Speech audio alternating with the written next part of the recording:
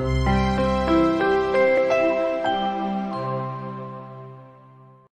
to my channel. Today we are going to take an exciting journey through the history of drama. We'll also touch on some really important plays and see that how drama has evolved over time.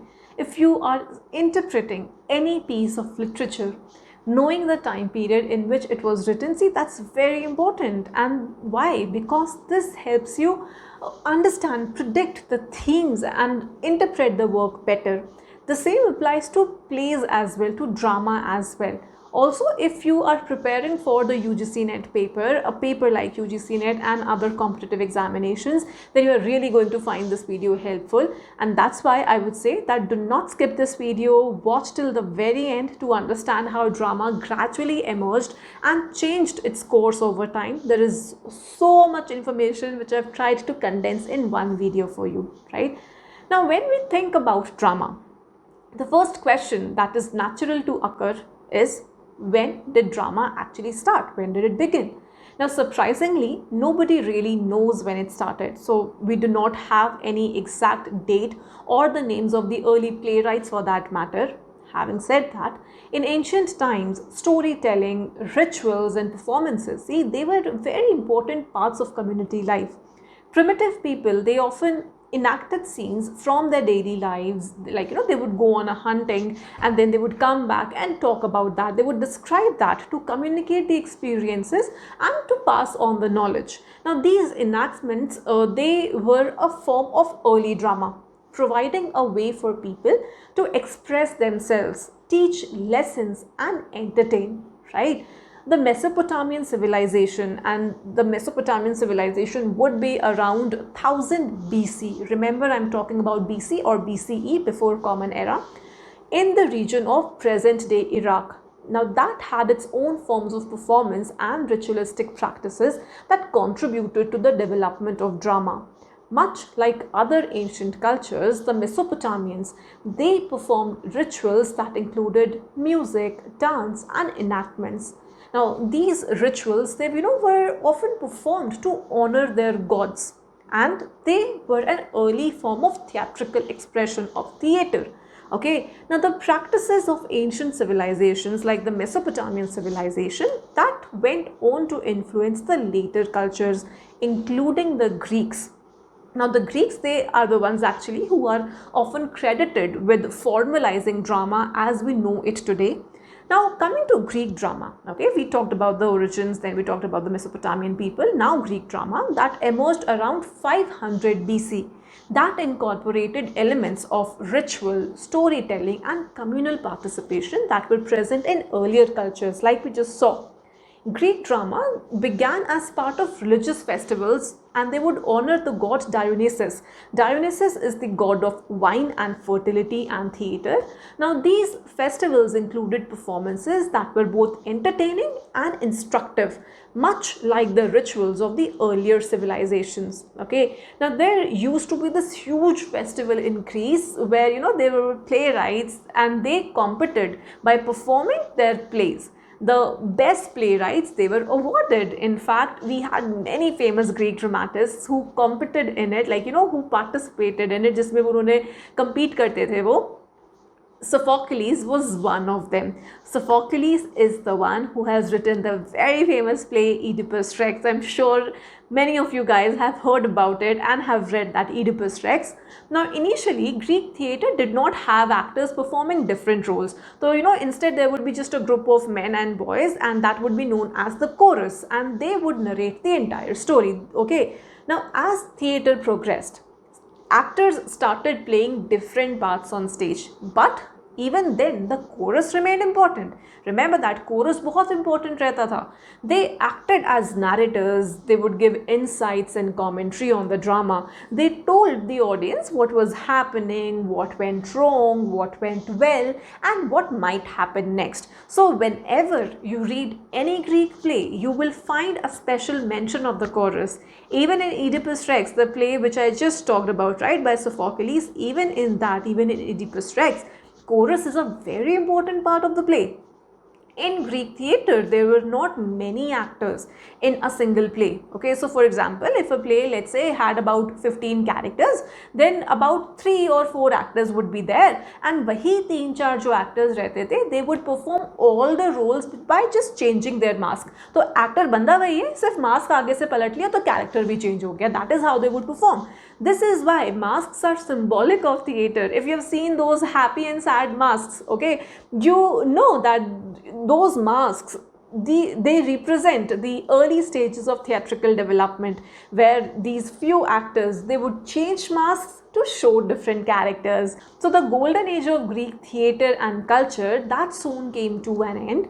As Greek civilization declined, the Roman civilization rose. So the Romans, they adopted the Greek theatrical traditions. जो Greek थे उन्होंने पहले का किया, Romans ने Greek का adapt किया, developing their own styles. However, with the rise of the Roman Catholic Church, theatres were banned. Why? See, church, Christianity, they believed that theatres, they led people to immoral behavior. They diverted them from the path of God. So to encourage devotion, theatres were replaced with religious plays. Okay, now around 1200 AD, we have the rise of the miracle, the mystery and the morality plays. They became popular.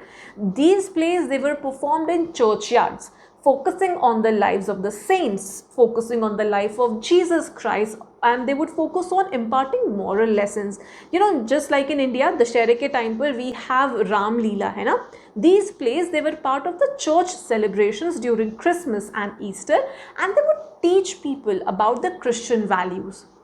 Now, as we move forward, we've talked about the 1200 AD period, right? Now we are entering the Renaissance period. That's a period of rebirth. Renaissance means rebirth. That had earlier started in Italy.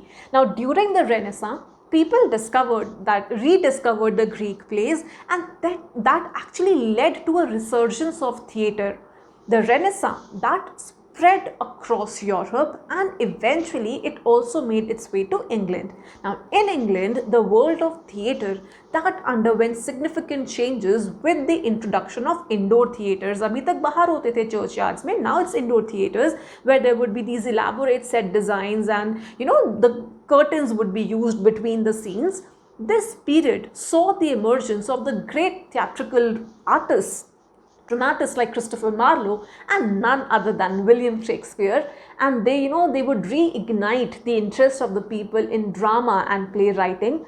After Elizabeth I's reign, because that's when Shakespeare was writing majorly, we have King James I, who comes to the throne now. Now the enthusiasm for drama, that continued, but there was a slight twist, because we had a new form of drama now called the masks, and they became popular. Now these masks, they were these elaborate performances created for the entertainment of the royal court. Remember, general public ke liye nahi hai, royal court ke liye hai. Now while drama under Queen Elizabeth I, it was enjoyed by all the social classes. Watch a movie like Shakespeare in Love, you'll know. But then these masks, they were exclusive to the royals. These performances, they were known for their grandeur, for with these well-detailed set designs and costumes. One of the most renowned set designers of this era was Inigo Jones, and Inigo Jones, he had worked on many other playwrights, but especially with Ben Jonson, also on Ben Jonson's masks. Now Inigo Jones's designs, they were so intricate and visually stunning that they became a significant part of the performances. You have to remember this name, okay? One important mask by Ben Jonson was the Mask of Blackness. That's the title. Now this highlights the importance of both the Elizabethan and the Jacobian stages in the history of drama. Now during this particular period only, we have another interesting development, which was actually called the War of the Theatres. Now War of the Theatres, also referred to as Poetomachia. Poetomachia, it was actually a term that Thomas Dekker had coined. Now this was actually a rivalry between the playwrights Ben Jonson and John Marston, who criticized each other through their plays. Plays के through दोनों एक दूसरे को criticize करते थे. तो Johnson का जो play था, Every Man Out of His Humor, that criticized Marston, while Marston retaliated with Jack Drum's Entertainment. That's a play by John Marston, okay? Why did they use plays for criticism? See, at that time, there was a ban called the Bishop's Ban. Okay, now this ban prohibited writing prose satires. So playwrights, they used drama to express their criticisms. Okay, they portrayed their rivals as characters in their plays to bypass the ban and deliver their critiques indirectly. तो ban लगा दिया, अब क्या करें, तो drama के through criticise करेंगे हम, कोई बात नहीं, right? So this is something which I again discuss at length in my online course, where I cover more than 700 writers and theorists and their texts. You can get a list of all the important writers, playwrights, poets, novels, and all these things that I cover in my online course on my website. And if you're preparing for UGC Net English, then just go to my website, theankitajain.com. If you like that list and what I am teaching here on YouTube, I'm sure you will like the online course as well. You can even subscribe to my online course, in which I give you lectures and I give you notes and chronologies, and I've also sorted the previous year questions on all these writers into author wise and topic wise, so that it becomes really easy for you to understand. Plus you get to be in touch with me on a one-to-one basis, where I guide you throughout your journey. Now, getting on with our lecture, we move on to the Restoration period. See, but before that, there's something highly significant that happened during the Civil War and that interregnum period. Take a guess. Take a guess. For those of you who got it right, yes, the theatres were banned. Okay, and that too for a period of 18 years, from 1642 to 1660. Can you imagine? For 18 long years, theatres were banned. This is a very, very important historical event that had happened. Something that you have to remember, surely need to remember the dates, the years, everything, okay, because it has been asked in the paper. Now, after the Jacobian age, King Charles I, he came to the throne. However, he had major conflicts with the parliament. Okay, so these tensions, they led to his removal from power, and parliament took over. The parliament at this time was dominated by the Puritans. Puritans, they were very strict in their religious beliefs, and they were the ones who opposed theatre. They did not like theatre because religiously बहुत कट्टर है ना, that's why. Now, just like the Roman Catholic Church once did, the Puritans saw theatre as a path to immoral behavior and as a distraction from this devout life, this Christian life. So when Oliver Cromwell, he became the protector of England, he banned theatres for 18 long years. Now we come to 1660. 1642 से 1660 तक था ना, so now we come to 1660. So after these 18 years, we have King Charles II, the son of Charles I, and he comes back to the throne. He is restored to the throne. That is why the age, Restoration age, okay. And with his return, theatres, they reopened, and that marked the beginning of the Restoration age. Now, it's interesting to note that Charles II, he had spent his entire time, his exile in France, absorbing the French culture and the manners, and that is something that greatly influenced the Restoration theatre. With the reopening of theatres in 1660, two major changes took place. One, that women finally took to the stage as actors and playwrights. Usse pehle, the part of the women would also be played by male actors, but now women were the ones who were acting. Like I said, because men would play all the roles before that, even the female characters. So one of the first female playwrights of this era, one of the most important ones, is Aphra Behn, who wrote the very famous play The Rover. This was a significant shift in the theatre world. Second big change was the introduction of the comedy of manners. This was a new genre started by George Etheridge in his play Love in a Tub, and this actually focused on the lifestyles and the manners of the high class society. These plays were all about the witty, the elaborate instructions of the aristocracy, filled with humor and often lacking a moral message. They were purely for entertainment, poking fun at the behaviors of the upper class. Okay, comedy of manners kya rehta hai? This is something that I talk about in one of my videos where I've discussed different kinds of comedies. I leave the link to that in the description box. Do watch that. Now, See, not everyone was a fan of these new developments, okay? So we had a person like Jeremy Collier, who was a critic of the time, and he wrote a pamphlet titled A Short View of the Immorality and Profaneness of the English Stage, very important one, and that criticized the moral emptiness of the Restoration comedies. He believed that, these plays, they were actually corrupting the audience, leading to a lot of debates about the role of theatre in society. Because of these criticisms, Restoration comedies and theatres, they are not as celebrated as the Elizabethan or the Jacobian eras. People tend to view these Restoration comedies, as a lesser form of drama. But despite this, the Restoration period was a crucial time for the evolution of theatre, introducing significant changes that that shaped the modern drama. I'll suggest one movie to you here, The Libertine. Watch that movie. It stars Johnny Depp. You will get a very good idea of the Restoration period, okay? So that's about the story of the Restoration theatre, from the ban to the re-emergence and the controversies that followed. It's a fascinating journey that shows how theatre evolved through different societal influences and cultural shifts, okay? Now let's continue our journey through the history of theatre. We'll now look to the Age of Enlightenment, and after that. So during the Age of Enlightenment, the focus shifted significantly from playwriting to prose. Writers of the time were more interested in novels, essays and pamphlets, celebrating the written word over theatrical performances, and that is why you will see कि बहुत सारे major playwrights आपको यहाँ नहीं देखने को मिलेंगे, बहुत ज़्यादा नहीं हैं, okay? This era marked the rise of the novel, with people embracing the new form of storytelling that prose offered. As the Enlightenment gave way to the Romantic Age, we again see a return to the theatre with a unique twist. Now, Romanticism, that had actually started earlier in Germany, that spread to England, and with it, as in Romanticism, brought with it the genre of melodrama. Now, these plays, they were characterized by their dramatic plots where the hero always triumphed. The central theme often evolved, there would be this hero who's struggling against an unjust society, typical Bollywood drama, है ना?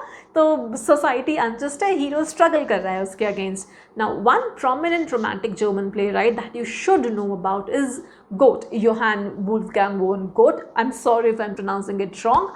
Now, this Goethe, he wrote Faust, a very famous play that actually echoes the themes that you find in Christopher Marlowe's Dr. Faustus. For those of you who are preparing for the UGC net paper, it's very, very important that you talk about, that you know about these writers and their works. On my website, theankitajain.com, you can find this entire list, like I pointed out earlier, in my online course, where I also give you these detailed lectures and notes and everything, okay? This will help you get a better and a deeper understanding of these significant figures. Now, moving on, after the Romantic Age came the movement of realism. Now, realism emerged as a reaction against the idealized view of the world that Romanticism had portrayed. सब कुछ ideal है, romantic है ना? Romantic not in the love sense, but romanticize करना, right? Now, instead we have realism now, that these plays, they depicted the harsh truths of human existence. For instance, we have the Russian writer Anton Chekhov, very, very important playwright from Russia, who has written The Cherry Orchard, which explores these complex human emotions and social issues. A very important name when it comes to Russian literature, and even from the exam point of view, you should make a point to study him and his works, especially The Cherry Orchard. After realism, the naturalist movement took shape, and that was heavily influenced by Charles Darwin's The Theory of Survival. On the Origin of Species आके चुका था तब, okay? Now, the naturalist theatre aimed to present an honest, unembellished view of society, often highlighting the struggles of class and hierarchy. The plays written in this genre, they focused on the inescapable social structures that hinder personal success, right? So I'm sure you can see how drama has been evolving over the centuries, right? How the themes have been changing, the style has been changing, right? So as you see this evolution of theatre from enlightenment through romanticism to realism and naturalism, that reflects actually the broader societal changes and the shifting artistic priorities. each movement that brought with it this unique perspective, and that actually enriched the tapestry of the theatrical history, right? Naturalist theatre was heavily influenced by the works of Emile Zola, who particularly has written this essay, Naturalism in Theatre, where he outlines the core traits of this movement, of this naturalist movement. See, naturalism में क्या होता है? It aimed to depict life accurately and without embellishment, focusing on the everyday struggles of ordinary people, right? Now, another significant work in this genre is actually August Strindberg's play Miss Julie, again a landmark work, important not really from the exam point of view because वहाँ पे नहीं पूछते हैं, but in the history of drama an important text for sure. Okay, now this play encapsulates the essence of naturalist theatre, showcasing the impact of heredity and environment on human behavior.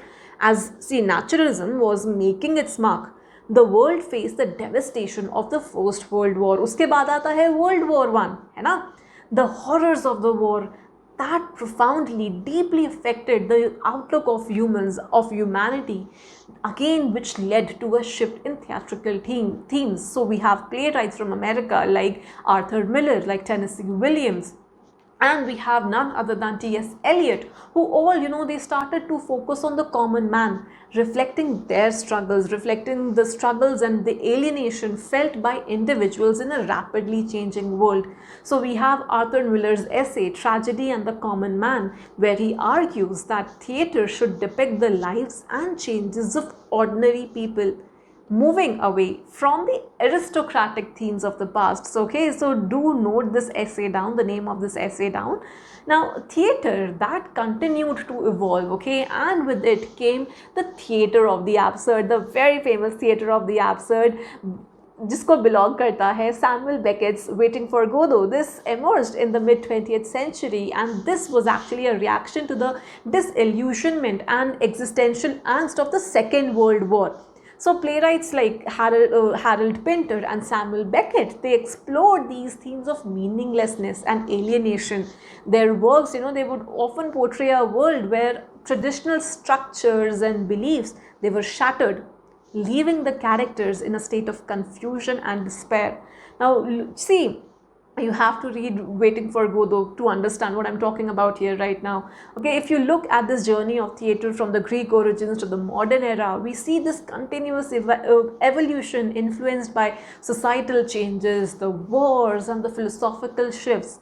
Each period brought its own set of innovations and themes, some of which became integral to the theatrical tradition, while others, they were eventually discarded. कुछ रह जाते हैं जो हमेशा याद रहते हैं memory में, some they are forgotten, right? So as we just wrap up, I encourage you to stay tuned to my channel for more in-depth explorations of these fascinating topics.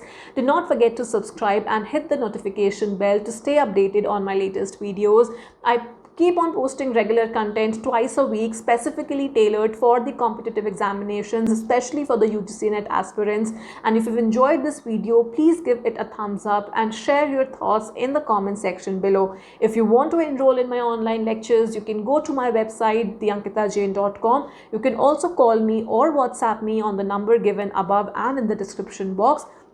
Your feedback actually helps me create better content for you. You can also just go to my Facebook and Instagram pages. You can also join my Telegram and WhatsApp channels where I keep posting quizzes and important facts which are going to be super helpful for you in your preparation. See, I've given you so many options मेरे साथ connect बनाने के लिए. I've given you so many options for your preparations, and if you like those quizzes and the content that I post there, you can share and like those pages and channels so that other people are also benefited out of it. You can also visit my website where I have posted all the previous year question papers and also keep posting all the important updates which are relevant for you and for the competitive examination like the UGC NET.